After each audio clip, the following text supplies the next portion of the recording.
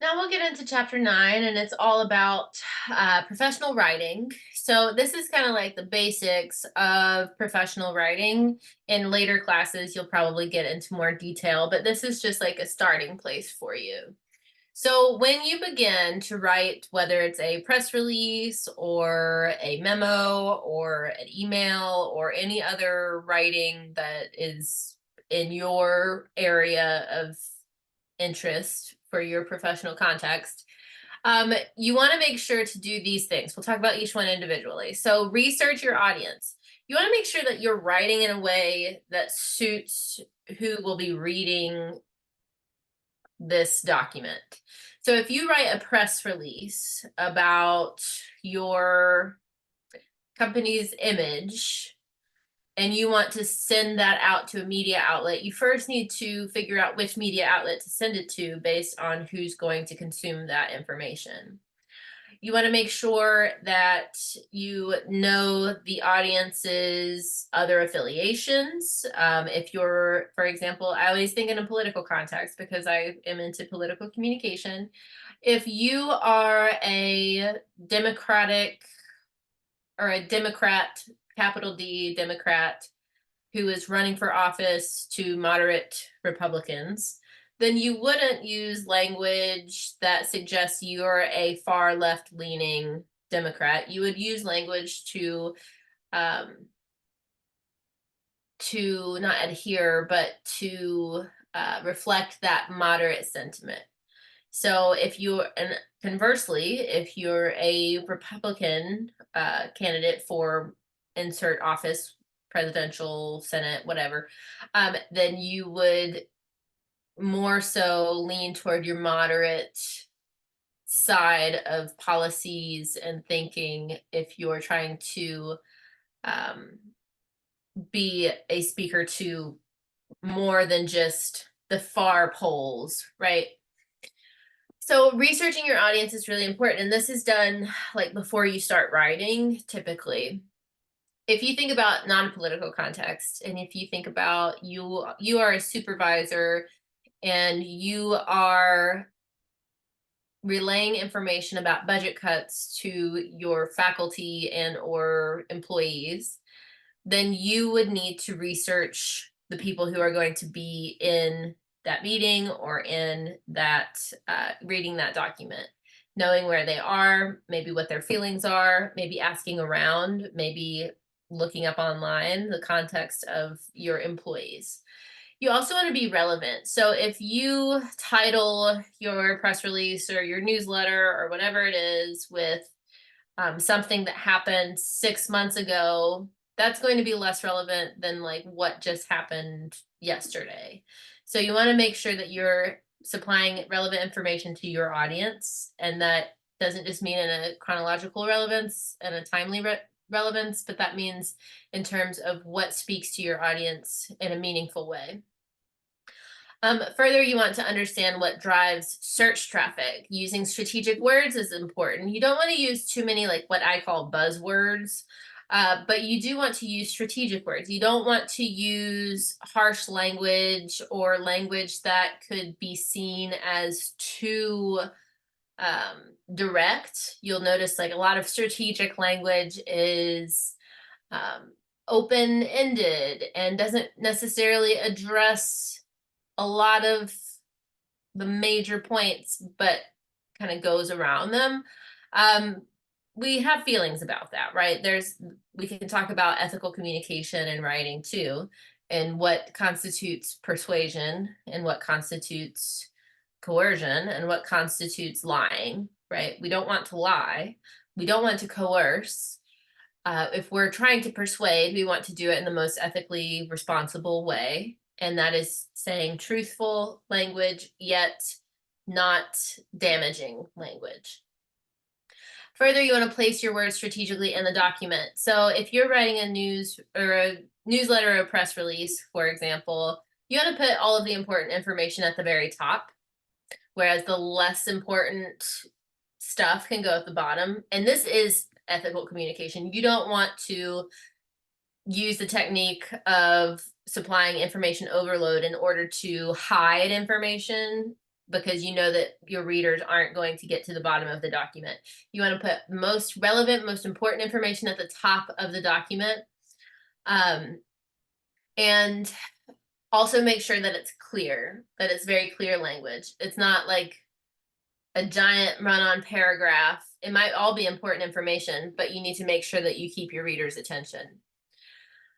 And then use multimedia. So this is more than just text. You can use images. You can use, if you're writing online, for example, you can use moving images like GIFs, right? Or GIFs. We can argue about that. GIFs or GIFs. I actually did in one of my classes. I'm gonna just leave it here. But you can use different images, different multimedia, sound even, to reinforce your message in the appropriate writing space. And then you want to be able to measure your results. So how many people did your post or your press release or your newsletter reach? And you can do this through a variety of media analytics tools that they make entire classes for. So if you're interested in that, let me know and I can direct you in that direction for those media analytics courses. But you do want to measure your results, and you can do this. LinkedIn actually does this for you if you post something on LinkedIn. And if you have, you know this already, then it'll tell you like the impact of that post. So super interesting.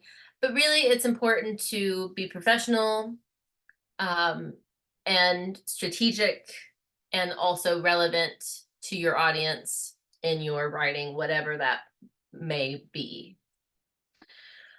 You also want to focus on your message structure, your message clarity, and your message presentation. So I touched on a few of these already, but your structure is like your organization. So like I said, you want to put the important stuff at the top, and you want to highlight your main ideas in a way that makes sense. And that's different for different contexts too. But you definitely want to be clear in your language. So you want to use specific language. I have examples here. If you are sending an email or a memo or a company-wide something, newsletter, and you want someone to take action, you need to use very specific language like I use in my deadlines for your assignments. I want this submitted by 11:59 p.m. on Friday, I don't know when the last Friday was. But if you say by end of day, that means different things to different people. By Friday, does that mean by Friday at midnight or Friday at 8 a.m. or Friday at 5 p.m.? Also things like don't take too long. What is too long, right? It's subjective. People have different interpretations of this general language that we often use. Lastly, you want to make sure that your message presentation is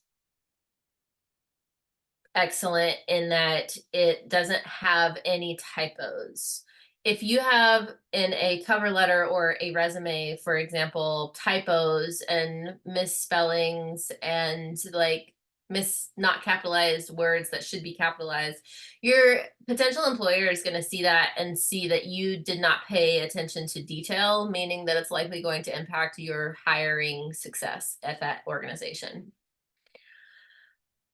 This is in your book, so I'm not going to spend a lot of time on this, but it's kind of a step-by-step way to make sure that you're using effective writing for professional excellence.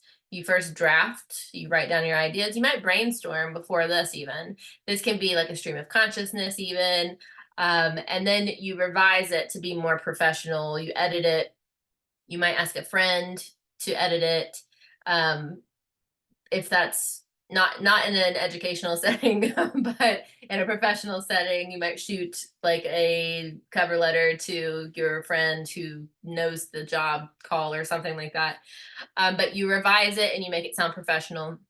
And then you proofread. This is where you just finish your editing.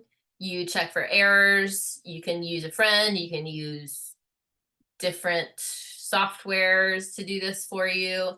And Microsoft Word does this already on its own. And then you finally publish it, you hit send, you send it to the news outlet, wherever you're going, right? That's when you publish it. And you might present it if it's in a presentation format. There are different types of professional written communication. Like I said before, business letters, employee reviews, recommendation letters. This is an interesting one because you have to be professional while also talking about great things about someone. So it's hard to exude like this support for another person in a professional way, and it takes time. And as you write in your career, whatever that may be, you'll notice that you start to shift over time into your own tone of voice, for example. These can also be thank you letters, memos, proposals, and reports. This is really where assessments and your data come in. So writing a technical report is just like an overview of your findings. If it's a program implementation or something like that, planning, press releases, proactive media, and email.